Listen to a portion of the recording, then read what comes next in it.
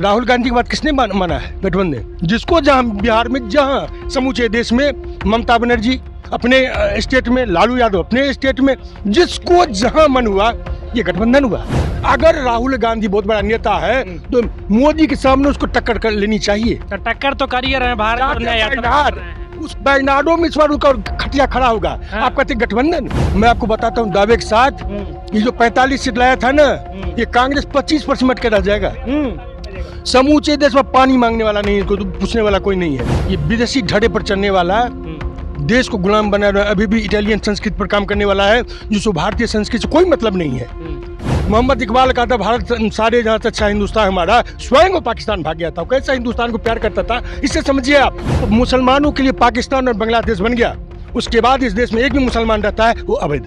जिन्नाबादी सोच इस देश में ज्यादा फैल रहा है, और वही तुष्टीकरण जो देश को विभाजन किया। आप कहिए, जब धर्म के नाम पर देश का गांधी जी ने विरोध किया था, ईडी का छापा मरवा करके और उसको वहाँ से दिखा करके और अपने में मिला लेना, वो लीगल है। 24 में प्रधानमंत्री किनको बनना चाहिए, राहुल गांधी को या फिर नरेंद्र मोदी को? आप दिमाग आपका खराब है। आप कहते कहाँ शेर और चूहा की लड़ाई की बात आप कर रहे हैं। नमस्कार, मैं निगम नारायण और आप एनएमएफ न्यूज देख रहे हैं। दोस्तों, 2024 लोकसभा चुनाव का शंखनाद हो चुका है। अब ऐसे में जो है वो सीधे तौर पे फाइट इंडिया गठबंधन और एनडीए गठबंधन के बीच है। अब इन सभी के बीच यह जानना बेहद जरूरी हो जाता है कि हमारे देश के सीनियर सिटीजन, हमारे बिहार के सीनियर सिटीजन किस ओर जा रहे हैं। क्या नाम हुआ आपका? सबसे पहले आपको बोले, इंडिया और ये एनडीए गठबंधन के बीच कोई मुकाबला नहीं है जी। इंडिया का गठबंधन जो बना था वो कोई गठबंधन नहीं है। आपने देखा है कि कोई गठबंधन किसी की बात माना है? सब अपने अपने ढंग से, सब कुछ नहीं है, सब बिखरा हुआ, सब किसी का कोई किसी से मतलब नहीं है। अपने अपने मन से टिकट दिया है, जिसको जो मन मना हुआ, ये कोई गठबंधन हुआ? गठबंधन धर्म का धर्म होता है, जो मैंने किया उसको फॉलो करेगा।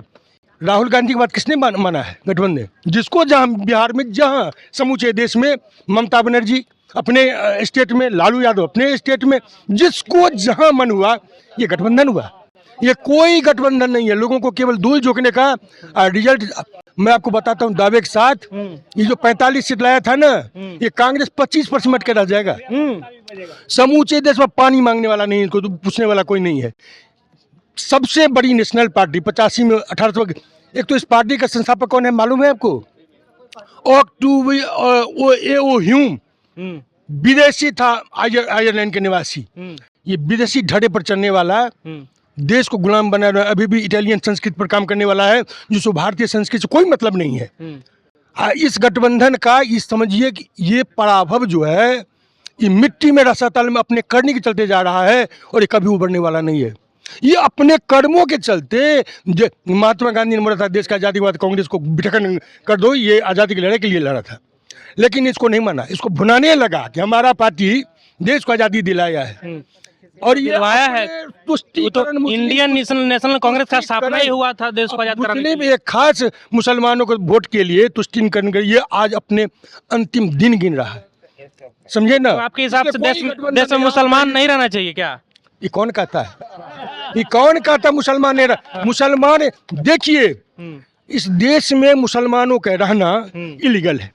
काहे इलीगल? देश का विभाजन हुआ था धर्म के नाम पर। सुनिए पहले आप, देश की आजादी में सब बराबर के हकदार हैं कि नहीं है? आप प्रश्न कीजिए, उत्तर मैं दूंगा। ठीक, आप जवाब मत दीजिए। ठीक।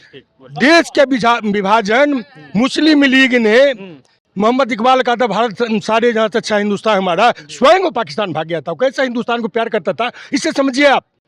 जब देश का धर्म के नाम पर विभाजन हुआ तो मुसलमानों के लिए पाकिस्तान और बांग्लादेश बन गया, उसके बाद इस देश में एक भी मुसलमान रहता है वो अवैध, इलीगल। अगर है भी तो उसको भारतीय सब, जो भी यह मुसलमान, मैं 90% नहीं कह रहा हूँ, 99% कन्वर्टेड है, हिंदू से बना, वो सब मेरा भाई है। क्योंकि हिंदू को ही बना, मुसलमान धर्म कहाँ से पैदा हुआ? भारत से, वो अरब से आया। अरब में कौन, जिसका आबादी 25 करोड़ है? एक बात बताइए, 25 करोड़ की आबादी किस अरब देश में है, आपको मालूम है? लक्ष्मी नारायण मंदिर सऊदी अरब में, संयुक्त अरब अमीरात में बन सकता है? किसके काल में हुआ? ये आश्चर्यजनक। मोदी जी थोड़े ना बनवाए, कौन बनाया? मोदी ने होता तो कभी कल्पना नहीं कर अच्छा, सकता। राम मंदिर कौन बनवाया? मोदी जी के कारण बना है। नहीं नहीं नहीं इससे नहीं पहले कहाँ बनता नहीं था? नहीं, वो हमारे राम भक्त के चंदा का जो पैसा था उसके टैक्स से कवर। बिल्कुल है, हिंदू मुसलमानों ने दिया, जो राष्ट्रभक्त मुसलमान है। केरल के गवर्नर के नाम सुना है ना? कौन है वो? जो आरिफ मोहम्मद खान। इस देश में मुसलमान भी एक से एक बड़े भक्त सब है।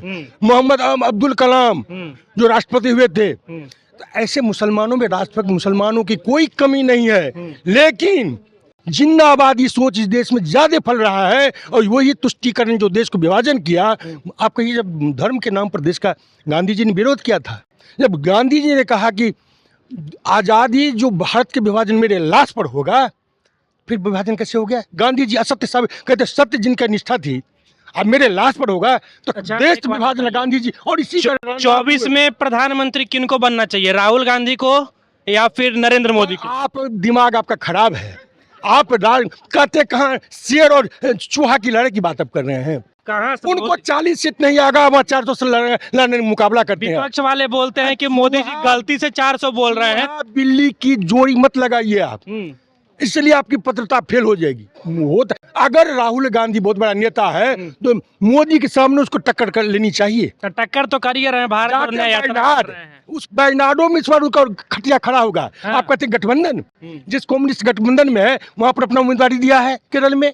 ये कैसा गठबंधन? इससे हास्यास्पद गठबंधन हो नहीं सकता है। अब जाके बंगाल में देखिए तो कम्युनिस्ट गठबंधन में। अच्छा, एक बात और बता दीजिए, आप इतना तारीफ कर रहे हैं भाजपा का और मोदी जी का, जो सच्चाई 2014 के पहले इतना महंगाई नहीं था, 2014 के बाद जो है वो महंगाई काहे बढ़ गया? कोरोना में काल में जितना उद्योग धंधे व्यापार नौकरी सब चौपट हो गया।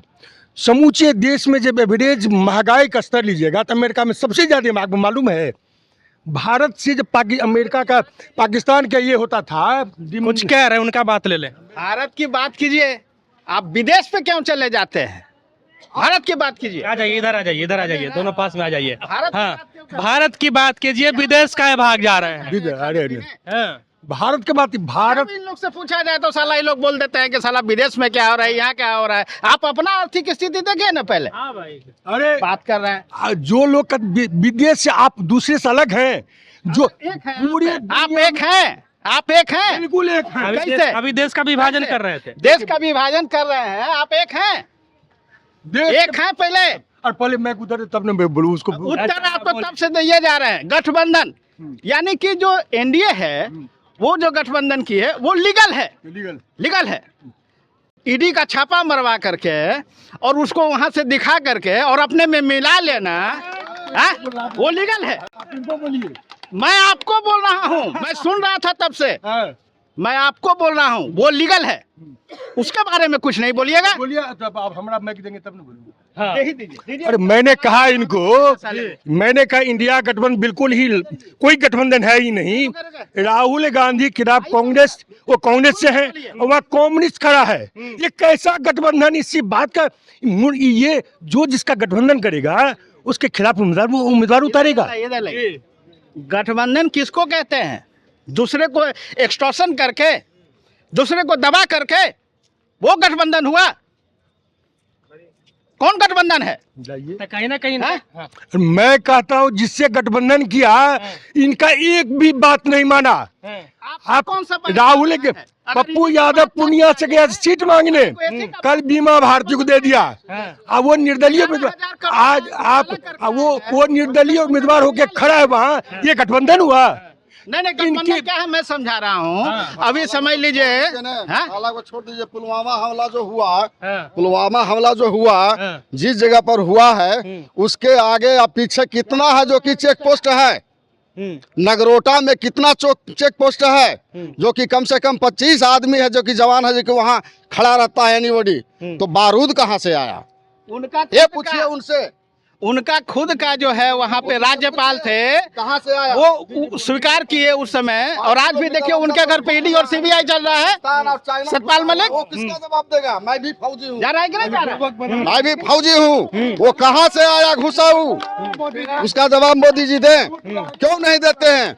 जबकि फौज को ले जाने के लिए 3 महीना पहले है जो कि रिपोर्ट तैयार करके भेजा गया कि हमको हेलीकॉप्टर चाहिए, तो क्यों नहीं दिया अमित शाह हेलीकॉप्टर?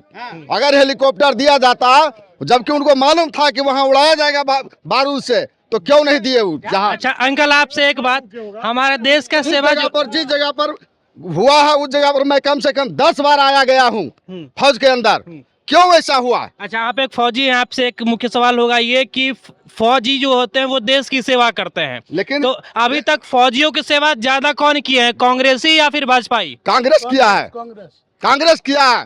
कांग्रेस का सुनिए, कांग्रेस का देन है कि जो अनपढ़ जवान था उसको वहाँ पर पढ़ाया भी गया, भर्ती किया फौज में और पढ़ाया भी गया, वहाँ शिक्षित भी किया गया और देश का सेवा भी किया। मोदी एक बात बताइए, कितना क्या एक सवाल और 4 साल के लिए जो बहाली किए हैं, क्या वहाँ जूता पालिश करने के लिए किए हैं?